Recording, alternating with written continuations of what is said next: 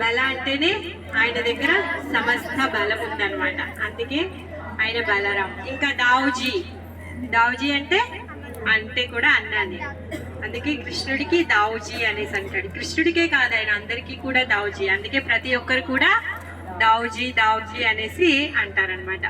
ఎందుకు అంటే ఈయననే ఆది గురువు, ఆయన యొక్క కృపతోనే మనం ఏదైనా పొందగలుగుతాం. గురువు యొక్క ఆశీర్వాదం లేకపోతే మనం ఏమీ పొందలేము. అది విద్య కావచ్చు, ఏదైనా కావచ్చు, ప్రతి దానికి కూడా గురువు అవసరం. గురువు లేకపోతే గుడ్డి విద్య అంటారు, మనం ఏం నేర్చుకున్నా అది వృధా అవుతుంది. ఆ విధంగా భగవంతుడి యొక్క, బలరాముడి యొక్క కృప ఉంటే మనం ఏదైనా నేర్చుకోగలుగుతాం, ఏదైనా పొందగలుగుతాం. మరి ఇక్కడికి వచ్చి మనం బలరాముడి యొక్క కృపని అడగాలి. దేనికోసము అంటే మనము ఎక్కడున్నామో బృందావనంలో ఉన్నాము.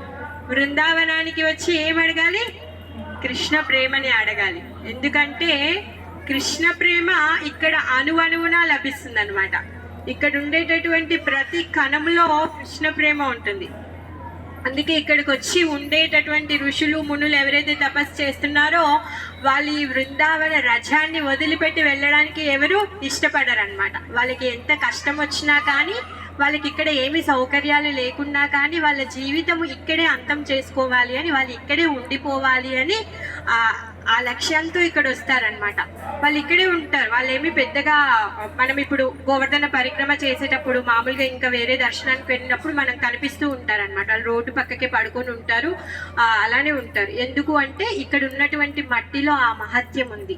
ఈ మట్టిలో ఉన్నటువంటి మహత్యం ఏంటి అంటే భగవంతుడి యొక్క ప్రేమని ఇవ్వగలిగేటటువంటి ఆ గొప్ప శక్తి ఈ మట్టిలో ఉందన్నమాట.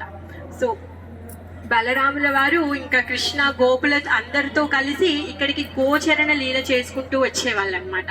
చాలా ఎక్కువగా బలరాముడు ఇంకా కృష్ణుడు ఇక్కడ గోపులతో ఆడుకున్నటువంటి లీలలు జరిగాయి.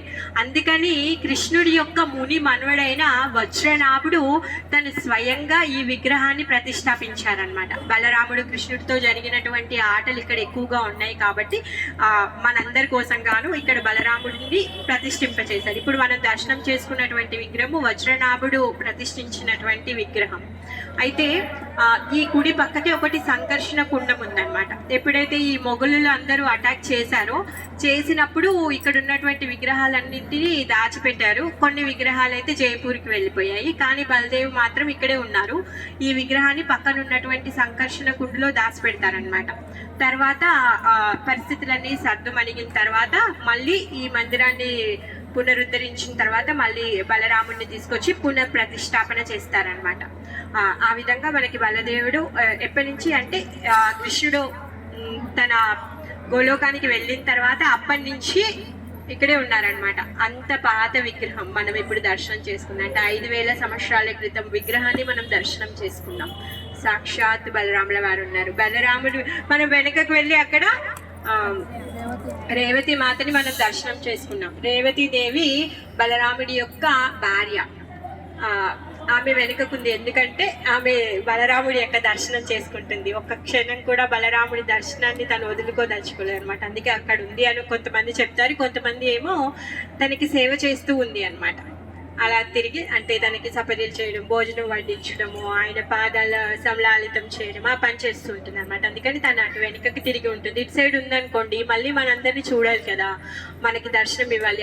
అంత సమయాన్ని కూడా తను వృధా చేయాలి అనుకోలేదన్నమాట. అందుకని తను అలా విధంగా సేవ చేస్తుంది అనమాట. మరి బలరాముడి రూపం ఎలా ఉంటుంది? స్ఫటికానికంటే తెల్లగా ఉంటారు, చాలా తెల్లగా ఉంటారు. దివ్య మంగళ స్వరూపము బలరాముడిది. మరి ఇక్కడ ఎందుకు నల్లగా ఉన్నారు అంటే కృష్ణుడిని తలుస్తూ కృష్ణుడి భావనలోనే మునిగిపోయాడు. మరి కృష్ణుడి యొక్క రూపం ఎలా ఉంటుంది? నీలిమేఘ శ్యామ రూపం. అప్పుడే కురవపోయేటటువంటి మేఘం ఏ విధంగా అయితే శ్యామమైన రంగులో ఉంటుందో ఆ శ్యామ రంగులో ఉంటాడు. కృష్ణుని తలుస్తూ తను కూడా నలుపు అయిపోయాడు అనమాట. అందుకని ఇక్కడ బలరాముడు నల్లగా ఉంటారనమాట. కాలా దావుజీ లేకపోతే గోరే దావుజీ. దావుజీ ఎప్పుడు తెల్లగా ఉంటాడు, గోరే దావుజీ ఇక్కడ నల్లగా ఉన్నారు.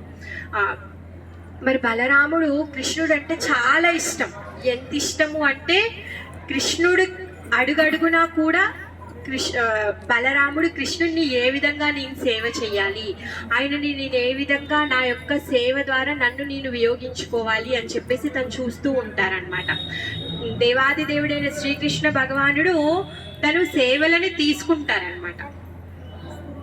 ఈయన సేవ చేసేటటువంటి భగవానుడు అనమాట.